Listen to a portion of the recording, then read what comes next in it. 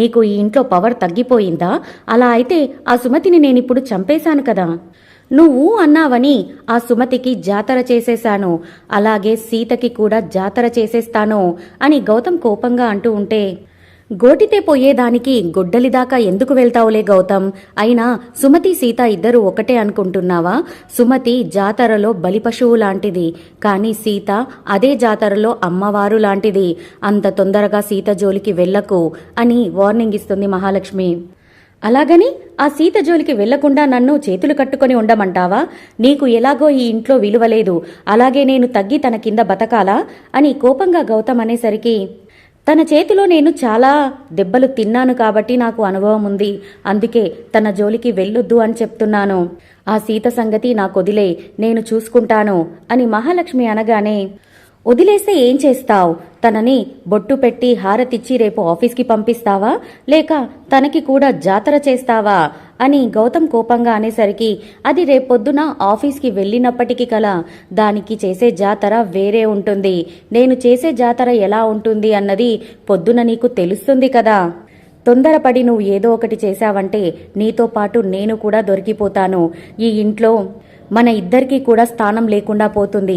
అప్పుడు మనం ఏమీ సాధించలేం. కాబట్టి సీత విషయం నాకే వదిలే, రేపొద్దని వరకు వెయిట్ చేయి, ఏం జరుగుతుందో చూడు అని మహాలక్ష్మి గౌతమ్ని ఓదారుస్తుంది. ఇక్కడ సీత రామ్ చేతులు పట్టుకొని గిరగిరా తిప్పి చాలా ఆనందపడుతూ ఉంటుంది.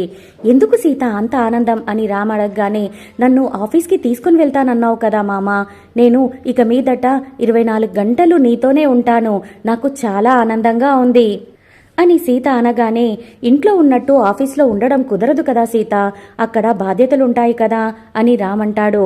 అవును మామ, నాకు తెలుసు, ఇంట్లో నీ భార్యగా ఈ ఇంటి కోడలిగా నేను మంచి పేరు తెచ్చుకున్నాను, అలాగే ఆఫీస్లో కూడా బాధ్యతగా ఉండి సుమతి అత్తమ్మలాగా చాలా గొప్ప పేరు తెచ్చుకుంటాను అని సీత సంతోషంగా చెప్తూ ఉంటే ఆ ఆనందాన్ని చూసిన రామ్ మురిసిపోతూ, మా అమ్మ అంటే నీకు ఎందుకు సీత అంత అభిమానం అని అడుగుతాడు. తను నీకు అమ్మ అయితే నాకు మేనత్త, అంతేకాకుండా తను నాకు ఒక మంచి గురువు, మార్గదర్శకురాలు, అంతకంటే ఎక్కువ మించి స్నేహితురాలు కూడా అని సీత అనగానే, అమ్మను నువ్వు చాలా బాగా అర్థం చేసుకున్నావు సీత, అంతేకాకుండా చాలా ఎక్కువ టైం కూడా అమ్మతో నువ్వు గడిపావు, కానీ నాకు గడిపే అవకాశమే లేకుండా పోయింది అని రామ్ అనగానే, గడిచిపోయిన కాలం ఎలాగో తిరిగి రాదు మామా, కానీ నేను నీతో ఉన్నాను అంటే అత్తమ్మతో నువ్వు ఉన్నట్టే అని సీత అనగానే, రామ్ సీత కండ్లలోకి తదేకంగా చూసి తనని దగ్గరగా తీసుకుని కౌగలించుకుంటాడు. ఏమైంది మామా, అంత ఎమోషనల్ అయిపోతున్నావు అని సీత అనగానే, నువ్వు చెప్తుంది నిజమే సీత, నేను నీ దగ్గర ఉన్నాను అంటే మా అమ్మ దగ్గర ఉన్నట్టే నాకు అనిపిస్తుంది. నువ్వు మా అమ్మ ఇద్దరూ కూడా ఒక్కటే. మా అమ్మ మంచి భార్య అనిపించుకుంది, మా అమ్మ మాకు మంచి తల్లిగా ఉంది.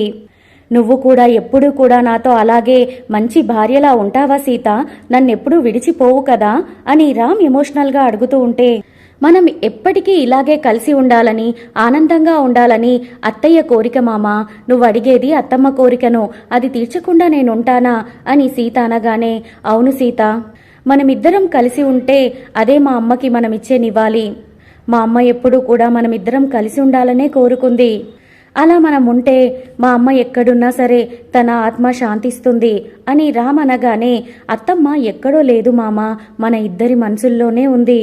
అందుకే మనమిద్దరం ఎప్పటికీ కూడా ఇలాగే కలిసుండాలి మామా అని సీత అనగానే, అవును సీత, నేను నీకు మాటిస్తున్నాను, మన ఇద్దరి మధ్యలోకి ఎప్పటికీ ఎవ్వరూ రారు, మనం ఎప్పటికీ ఇలాగే భార్యాభర్తల్లాగా కలిసుంటాం అని రామ్ మాట ఇవ్వగానే సీత చాలా సంతోషపడుతుంది.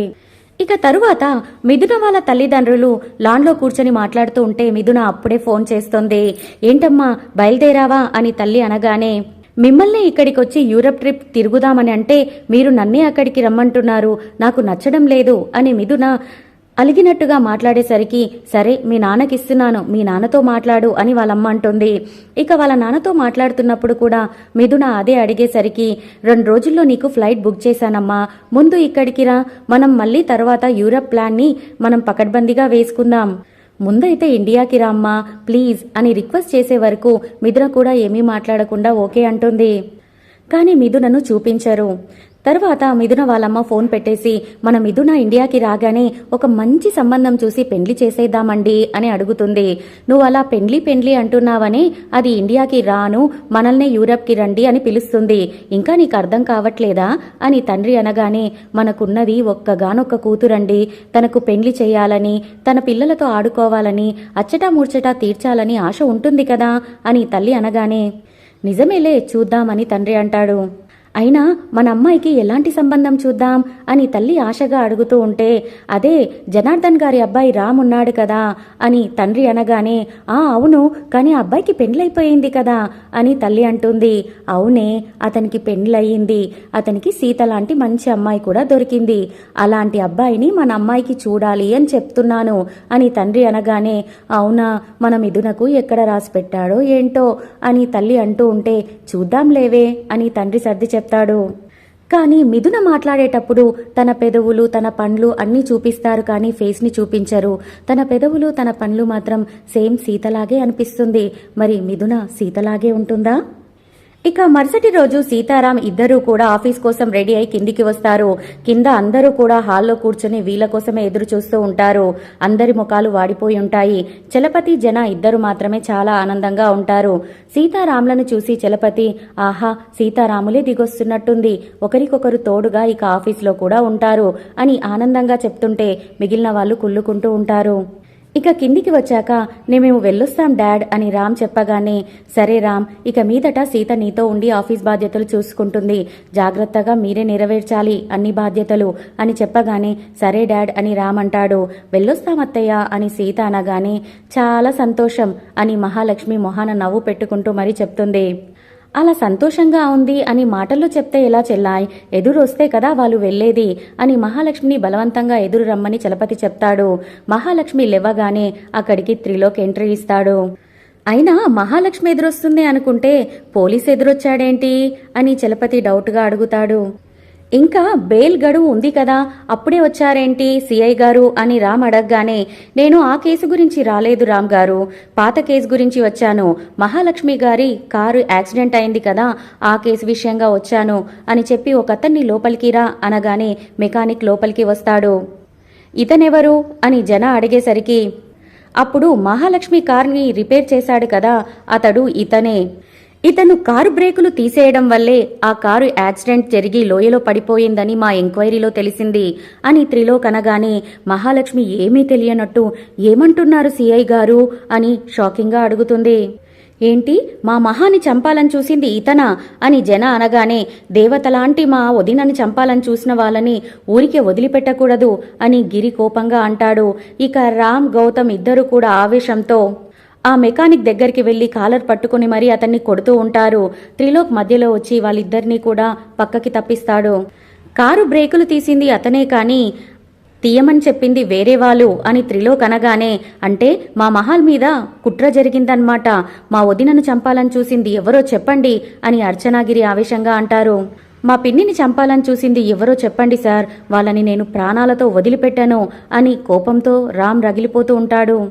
నేను కూడా వదిలిపెట్టను, మా అమ్మ లాంటి మా పిన్ని ప్రాణాలు తీయాలనుకున్న వాళ్ళని నేను కూడా వదలను, వాళ్ళ అంతు చూస్తాను అని గౌతమ్ కూడా ఆవేశపడుతూ ఉంటాడు. ఇక చాలాసేపు సస్పెన్స్ పెట్టిన తర్వాత త్రిలేక్ ఆ పని చేయించింది సీత అని చెప్పే వరకు రామ్ సీత అందరూ కూడా షాక్ అయిపోతారు. మా అత్తగారిని చంపాల్సిన అవసరం నాకేముంది అని సీత అడిగేసరికి, ఎందుకు చంపావో ఎలా చంపాలనుకున్నావో ఇతను చెప్తాడు అని మెకానిక్ వైపు చూడగానే, అతనేమో ఈ సీతగారు నా దగ్గరికి వచ్చి డబ్బులిచ్చి కారు బ్రేకులు తీసేయమని చెప్పారు అని సాక్ష్యం చెప్తాడు. నోటికొచ్చిందల్లా వాగకండి, అసలు మీరెవరో కూడా నాకు తెలియదు అని సీత అంటూ ఉంటే, అదేంటి మేడం అలా అంటారు, ఆ రోజు మీరే కదా నా దగ్గరికి వచ్చి మీ అత్తగారిని చంపమని డబ్బులిచ్చారు అని గట్టిగా మెకానిక్ అంటాడు. అందుకు ఇతని దగ్గర సాక్ష్యం కూడా ఉంది, ఆ సాక్ష్యం చూపించరా అని త్రిలోక్ అనగానే అతను ఒక వీడియో చూపిస్తాడు. ఆ వీడియోలో సీత అతనికి డబ్బులిస్తున్నట్టుగా రికార్డ్ అయి ఉంటుంది. అది చూశాక త్రిలోక్, ఇదిగో చూశావు కదమ్మా సీత, ఇప్పుడు చెప్పు అందులో ఉన్నది నువ్వు కాదంటావా అని అనేసరికి ఇప్పుడు గుర్తొచ్చింది, ఒకసారి నేను రోడ్డు మీద వెళ్తూ ఉంటే నేను కష్టాల్లో ఉన్నాను, డబ్బులు కావాలి అంటే అతనికి సాయం చేశాను అంతే అని సీత అంటుంది. ఇందాకటి వరకేమో ఇతని ముక్కు ముఖమే తెలియదు అన్నావు, ఇప్పుడేమో సాయం చేయడానికి డబ్బులిచ్చాను అంటున్నావు. ఏ మాట నమ్మాలి సీత అని త్రిలోక్ అనగానే సీత కన్ఫ్యూజన్ అయిపోతుంది.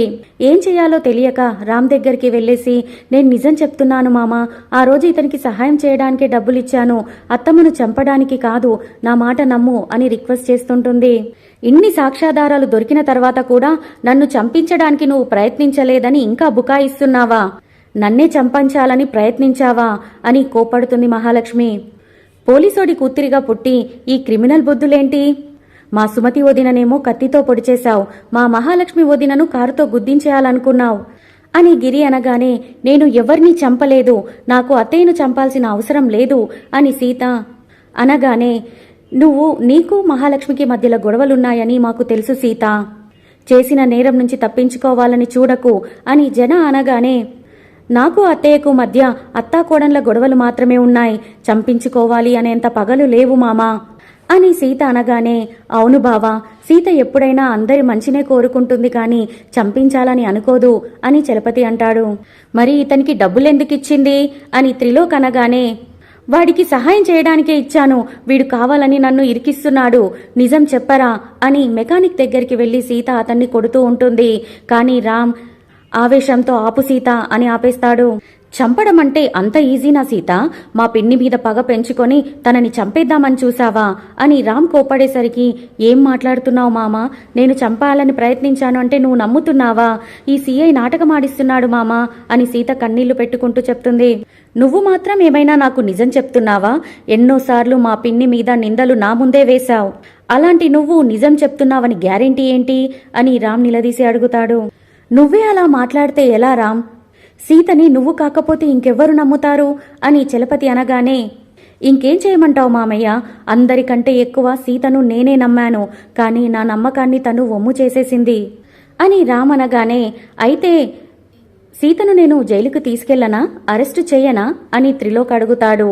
మహాలక్ష్మి కావాలని సీత మీద కన్సర్న్ చూపిస్తున్నట్టు, వద్దు సిఐ గారు, తను మా ఇంటి కోడలు, తనిప్పుడు జైలుకి వెళ్తే మా పరువు పోతుంది అని మహాలక్ష్మి అనగానే, కానీ సీత లాంటి వాళ్ళు ఇంట్లో ఉంటే మీ ప్రాణాలకి ప్రమాదం ఉంది కదా మేడం అని త్రిలోక్ అంటాడు. పర్వాలేదు, సీత నా మీద ఎన్ని ప్రయత్నాలు చేసినా ఆ దేవుడి దయ వల్ల నేను బతికి బయటపడ్డాను కదా, ఇది మా ఇంటి గొడవ, మేము తేల్చుకుంటాం, ఇక మీరు వెళ్ళండి అని అనగానే, మీ ఇష్టం మేడం అని త్రిలోక్ అక్కడి నుంచి వెళ్ళిపోతాడు. ఇక తనకు సందు దొరికింది అనుకున్న గౌతమ్, ఆ రోజు నేను డబ్బులు తీసుకున్నానని చెప్పి ఆ సాకుతో నన్ను కుర్చీకి కట్టేసి మరీ కొట్టింది, ఇప్పుడు దేవతలాంటి మా పిన్నిని చంపాలని చూసిన ఈ సీతను మీరందరూ కలిసి ఏం చేస్తారు అని ఫ్యామిలీ మెంబర్స్ అందరినీ కోపంగా నిలదీస్తాడు. మరి సీతను అసహించుకుంటున్న రామ్ గౌతమ్ని ఆఫీస్కి తీసుకొని వెళ్తాడా? మహాలక్ష్మి కోరిక నెరవేరుతుందా? ఇంట్లో వాళ్ళందరూ సీతను ఎలా చూడబోతున్నారు? తెలుసుకోవాలి అనుకుంటే నా ఛానల్ని సబ్స్క్రైబ్ చేసుకొని ఒక లైక్ ఇవ్వడం మర్చిపోకండి. Bye bye.